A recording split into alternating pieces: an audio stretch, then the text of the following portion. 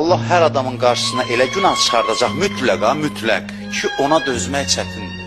Yoxsa ki, hamı üçün eyni günahlar olsaydı, biri üçün o qədər bizim siyahı tutaram ki, günahlar var ki, bizim yadımıza düşmür onlar. Mənim yadıma düşmür, sənin yadına düşür, sənin qabağına onu çıxardacaq. Səni onunla imtihan olunacaq, eləyəcək. Mən onunla imtihan eləməyəcək, bu mal kiminsə malıdır, götür ya götürmə. Mənim üçün imtihan deyil. Mənim üçün ağlıma gəlmir ki, kiminsə malını götürün cibimə qoyun. Amma bir başqası üçün o imtihandır. İmtihanlığı nədədir? Səbr etməkdə. Mövzu itayətə və günahdan çəkinməyə səbr eləməkdədir.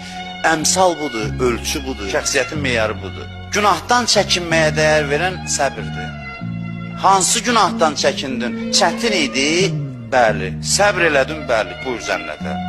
Yoxsa yox. Hər günahdan çəkinməyə cənnət verməzlər. O yaxşılıqlar ki, səbirlə idi, o yaxşılıqlara qiymət verəcəklər. Onu